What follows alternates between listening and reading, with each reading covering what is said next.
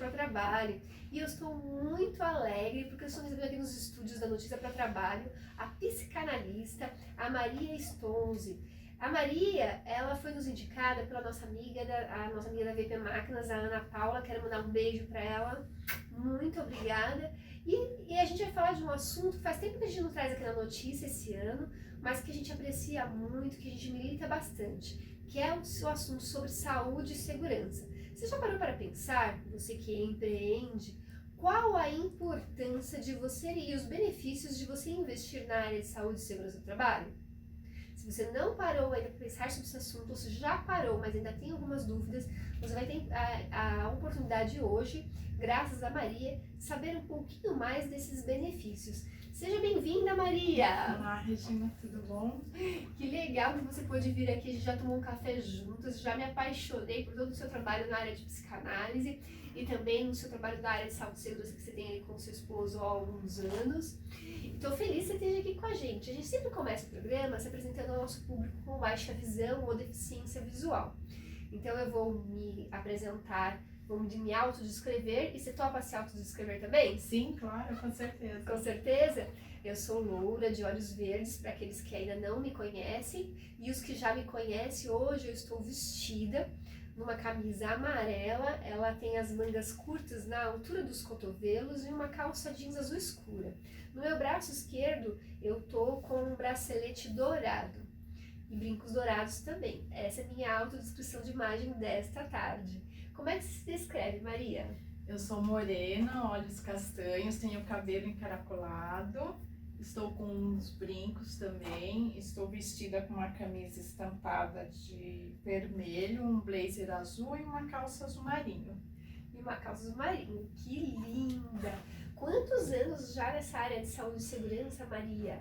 Há 19 anos, estamos no mercado há 19 anos, trabalhando. Primeiramente começamos com gestão de ambulatórios médicos dentro de empresas e depois aí partimos para atender diretamente as empresas, pequenas e médias, microempreendedores. Que interessante, até os micros e pequenos empreendedores já estão despertando para a necessidade de um profissional da área de saúde e segurança? Sim, toda empresa que tem funcionário CLT, ela é obrigada a atender algumas NRs, né? Então, uma parte da legislação de acordo com o número de funcionários e o que ela tem, ela precisa atender. Seja micro, seja MEI, seja pequenos ou grandes. Então, todos têm que atender essa legislação, que são as NRs. As principais são a NR7 e a NR9, né? Assim, para os pequenos empresários, né? A NR7, E a NR9. E a NR9. Então, fiquem atentos, vocês pequenos e médios empresários que ainda não tiveram acesso a essa legislação, para não estar em infração. É claro que nós conversávamos naquele café informal que, infelizmente, né, o nosso Ministério do Trabalho e Emprego está com cada vez menos auditores.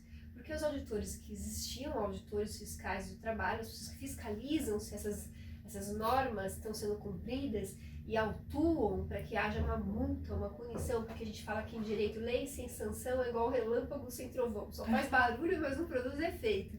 Infelizmente, né, o nosso ministério hoje tem vários auditores se aposentando, uma aposentadoria justa e merecida, porque são responsáveis por a gente ter tido uma melhora muito significativa aí no universo do trabalho e do emprego, e não estão sendo abertos novos concursos, né, para que a gente tenha mais fiscais atuando para que a legislação seja cumprida.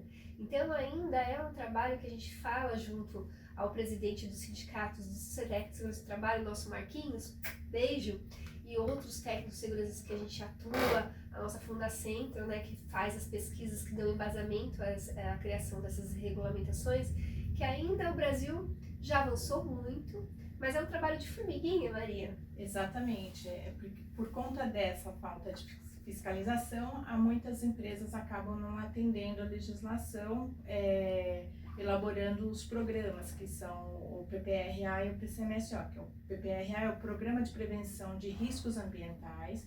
O que esse documento faz? Ele vai verificar na empresa quais são os riscos que aquele ambiente de trabalho pode oferecer para o trabalhador. e aí minimizar esses riscos para que não comprometa a saúde do trabalhador. E o programa, o PCMSO, que é Programa de Controle Médico de Saúde Ocupacional, ele vai dizer o que pode ser feito para minimizar esses riscos. Quais são as ações que a empresa tem que tomar para que aqueles riscos, caso eles tenham, sejam minimizados, né?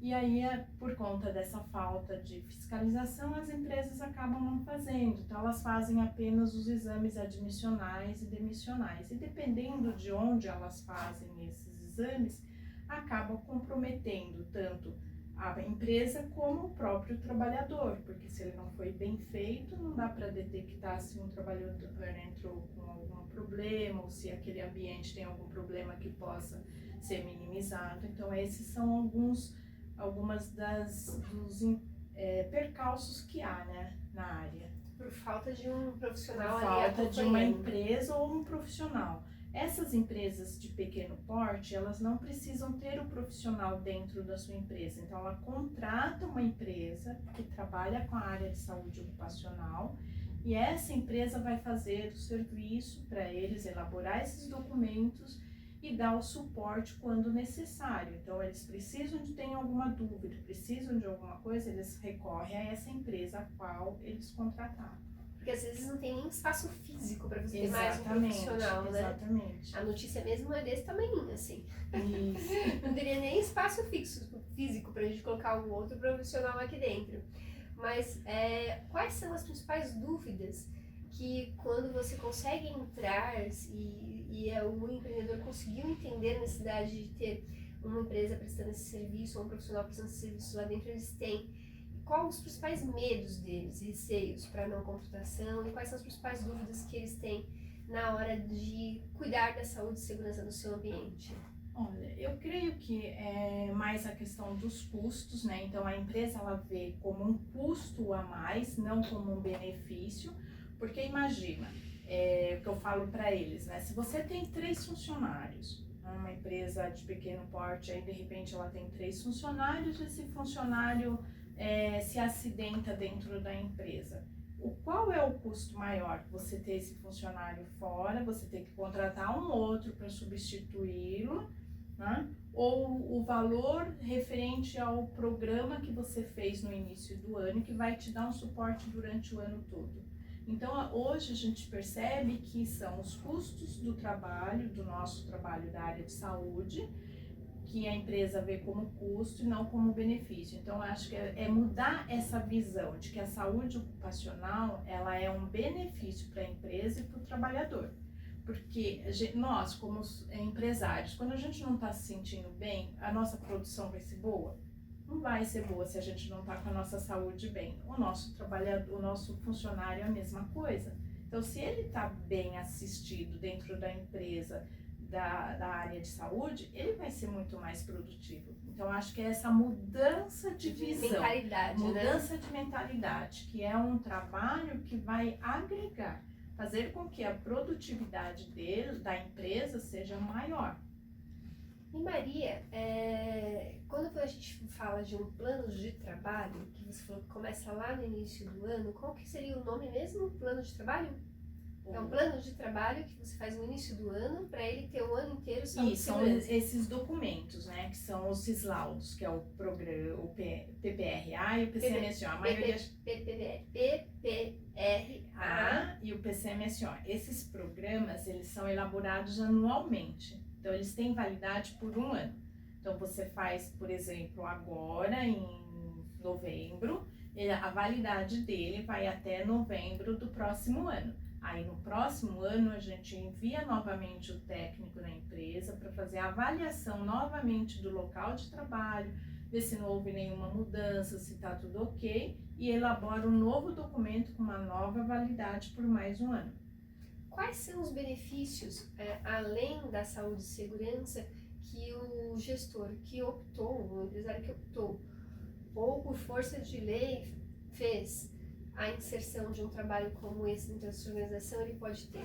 Isso ajuda, por exemplo, quando você trabalha com exportação, te gera algum tipo de certificação que te ajude também nas negociações, dizer que ali é uma empresa que o produto está sendo feito com qualidade e também com respeito ao trabalhador?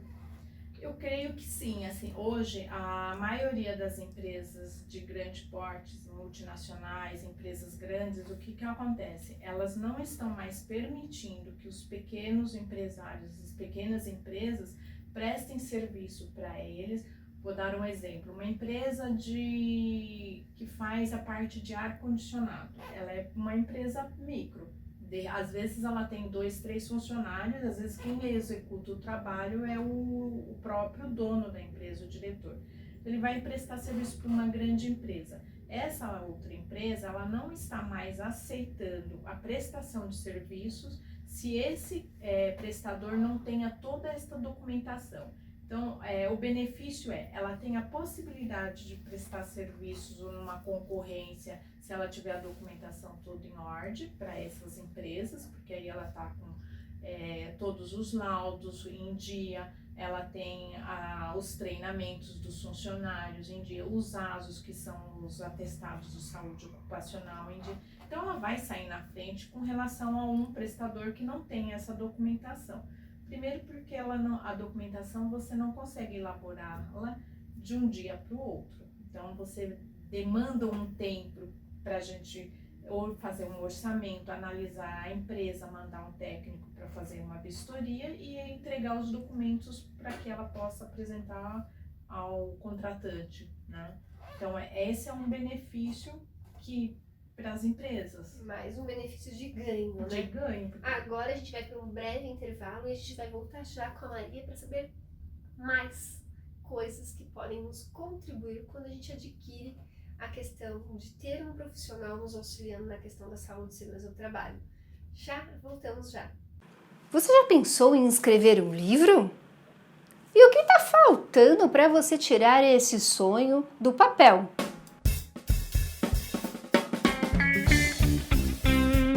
Agora é a hora de pôr em prática.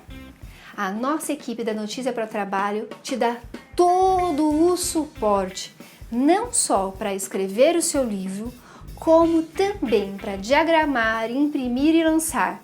Tá esperando o que para começar?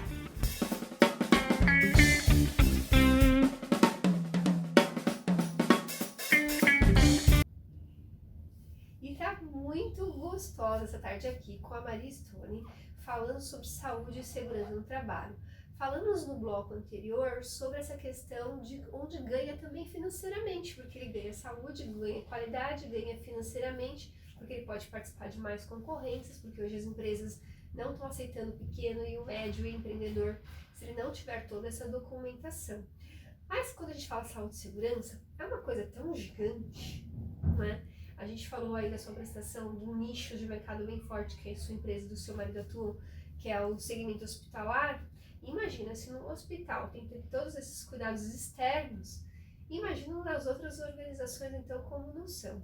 A gente percebe muito nessas empresas familiares e nessas empresas pequenas, às vezes a questão da insalubridade dentro do ambiente de trabalho. Então, ambientes pouco ventilados, ambientes que tem um acúmulo de detritos, de sujeira, de alguma coisa, porque está tendo a questão de não ter aquela atenção nesse ambiente. Isso também afeta a saúde do trabalhador.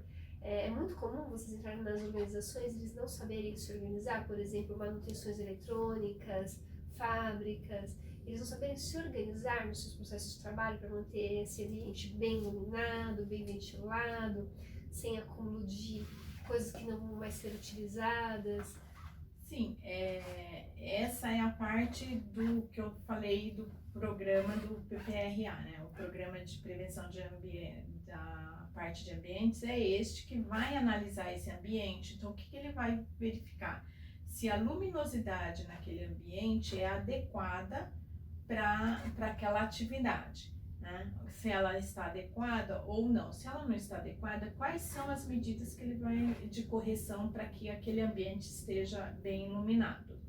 Por exemplo, ruído. Também vai analisar se aquele ambiente tem um ruído superior ao aceitável na legislação. Se ele tem um ruído que está superior, então qual é a medida? O funcionário precisa usar um protetor individual, sei lá, de ouvido. Ele precisa fazer algum exame para verificar como que está a audição dele, se aquilo vai prejudicar. Então, todos esses ambientes, às vezes as empresas elas não percebem também a importância disso, o porquê que é para esses exames que vai analisar essas questões, né, da saúde do trabalhador, se ele já entrou com algum problema, se ele não entrou. Ele entrou com algum problema de audição, mas o ruído que tem no meu ambiente de trabalho é aceitável. Então, ele não tem nenhum problema com aquele trabalhador, ele continuar trabalhando. Agora, se ele não faz o exame, não sabe como o trabalhador entrou, e ele tem um ruído que é superior, então ele já tem aí uma situação de problema que ele vai ter que resolver depois, né? Também a insalubridade, precisa desses documentos para saber se aquela atividade e aquele ambiente tem realmente a insalubridade ou não. Não é só uma coisa de percepção do profissional, mas vai ter também alguma análise dessa percepção? Sim, tem as medições, que o técnico ou o engenheiro, de acordo com o tipo de atividade, o tipo de empresa, aí vai um técnico de segurança do trabalho ou engenheiro. Então, eles vão fazer as medições adequadas para aquela atividade, para aquele KNAI, para verificar se há ou não realmente, é ele que vai dizer se tem ou não a insalubridade ou periculosidade. E nós que temos andado muito por aí, Maria, a gente tem visto muito em indústrias, em empresas na área elétrica, a gente percebe que tem às vezes até aquele mesmo, não tem aqueles programas internacionais dos acumuladores, e que as empresas estão sofrendo do mesmo mal. Elas acumulam coisas, objetos que não são necessários dentro daquele ambiente e deixa o ambiente mais difícil. As NRs também olham esse tipo de coisa? De acúmulo de material, assim, se ele tiver que ele possa causar naquele ambiente problemas de acidentes, aí o técnico vai dizer, olha, precisa fazer alguma mudança, né? Porque de repente alguém pode passar, cair, vai se machucar, e aí é um acidente de trabalho, né? Então, se você tem acúmulo de coisas, caixas, por exemplo, empilhada, que possam cair e causar um acidente para qualquer funcionário daquela empresa, ele tem que mostrar no documento, ele tem que colocar, seja no anexo, de alguma forma, ele tem que pontuar para o gestor que aquilo pode causar um acidente. E causar um acidente, aí o funcionário está dentro da empresa, então acidente de trabalho, né? E aí ele pode ficar afastado e pode ter outras consequências. O que é mais comum você encontrar de erro dentro das organizações? O que é mais comum? Tem um ponto que é mais comum, assim? Não. Quase todas têm esse mesmo ponto de falho na saúde e segurança, que só depois que a gente entra como profissional de saúde que a gente desperta esse olhar? Eu acho que talvez, assim, como não é uma área que eu fico mais na parte administrativa, quem faz essas vistorias são os técnicos, né? Assim, eu acho que eu não saberia te responder o que eles encontram de mais. Vai ter uma coisa pra gente chamar eles um dia pra estar com a gente aqui ser também, né, Maria? Eu acho que eles é que iriam conseguir te responder, porque de repente eu posso estar falando uma coisa que não é, né? E nesse seu contato de atendimento, porque você trabalha muito na parte de atendimento ao cliente, né? Isso. Quais são as dúvidas mais frequentes que eles te trazem sobre saúde e segurança?